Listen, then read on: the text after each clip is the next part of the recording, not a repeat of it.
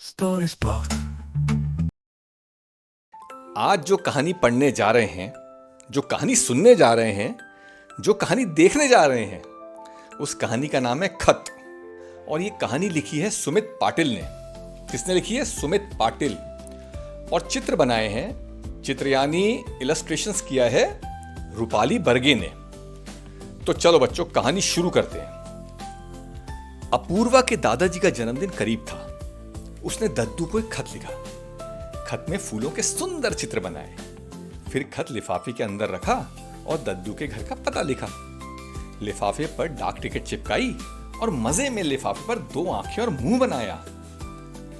अपूर्वा खत को घर से नजदीक के डाकघर के लेटर बॉक्स ले गई। उसने खत से कहा, दद्दू के घर जल्दी जाना है, नागपुर, ठीक है? ऐसा कहते हुए उसने खत लेटर बॉक्स में डाल दिया।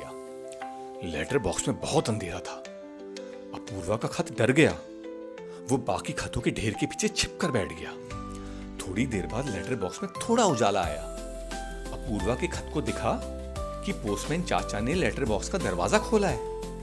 उन्होंने भीतर से खत निकालकर एक बोरी में भरना शुरू किया। इसे देखकर अपूर्वा के खत ने भी तुरंत एक छलांग लगाई और बोरी में घुस गया। बोरी को साइकिल पर रखकर पोस्टमैन चाचा चल दिए। वे डाकघर आ पहुंचे। उन्होंने सारे खत निकालकर एक टेबल पर रख दिए। फिर एक एक खत को उठाकर उस पर मुहर लगाना शुरू किया।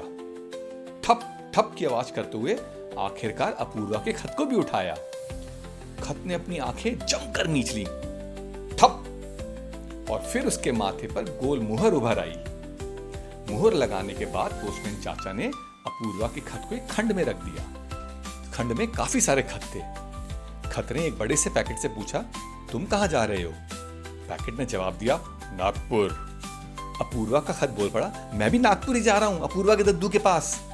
बड़ा पैकेट हंस पड़ा और बोला, अरे इस खंड के सभी खत नागपुर ही जा रहे हैं। वो पड़ोस वाले खंड के खत मुंबई, उस पार के खंड वाले खत सांगली जा रहे हैं। लेकिन हम लोग नागपुर कैसे जाएंगे? अपूर्वा के खत ने पूछा। बड़े पैकेट ने जवाब देते हुए कहा, रेलगाड़ी से। देखो, हम सबको एक बड़ी बोरी में रखेंगे और वो बोरी नागपुर जाने वाली रेलगाड़ी में रख देंगे। बोरी में थोड़ा अंधेरा होता है, लेकिन तुम घबराना नहीं। सुबह होते होते हम नागपुर पहुंच जाएंगे। अब तुम इत्मीनान से सो जाओ। बड़े पैकेट की बात सुनकर अपूर्वा का खत गहरी नींद में सो गया। बीच बीच में रेल के इंजन की सीटी से खत की नींद खुल जाती थी। वो हौले से आंख खोलकर देख लेता था कि बड़ा पैकेट है ना, और फिर दोबारा सो जाता था। सुबह सुबह जब अपूर्वा की खत की नींद खुली तो वो बोरी से बाहर आ चुका था और सामने एक नए पोस्टमैन चाचा खड़े थे। वे खत को साइकिल पर बिठाकर अपूर्वा के दद्दू के घर ले गए। अपूर्वा के दद्दू खत देकर खुश हुए। खत ने दद्दू से कहा, दद्दू, मुझे अपूर्वा ने बताया कि आपका जन्मदिन है, इसलिए हैप्पी बर्थडे।